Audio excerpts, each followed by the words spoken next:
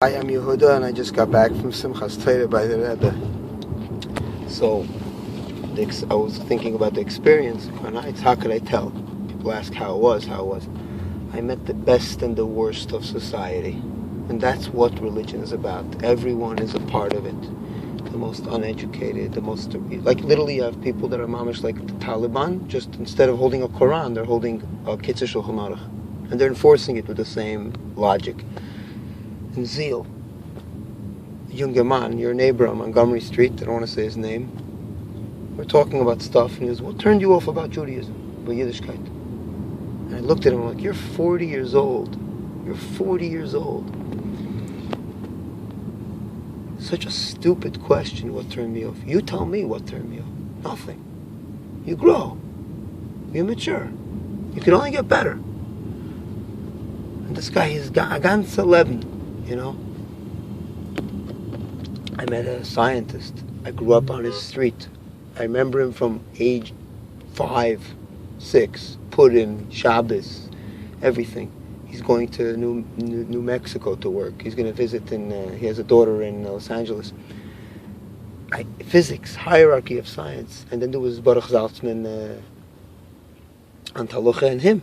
And I said, how are you? Lubavitcher. The beard, everything. I asked him, you're a scientist, what is it? What do you, how is it you're from? And what, how, this is the show. Check it out. Bet Menachem. So I was Yom Kippur. So he says, he tells me it's a tradition that I'm holding. That's my father's and my father's father. Beautiful. Not scared. He's not threatened by the question. The whole seichel is so straight. And then the guy... He listened. Yeah, no, he listened. His answer was so collected and beautiful and honest. He doesn't need to lie. He doesn't find that he's in a position of fear, that he needs to lie and needs to tell you, just be a yid. Hey, I do this. I'm holding on to something valuable, something handed down, which is questionable if he's actually following the same thing as his grandfather. Maybe it changed a lot.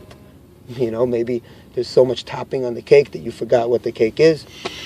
But he said, it was beautiful. And then so there was a boy watching, a young boy, 19 years old, my tutor's son, how time flies.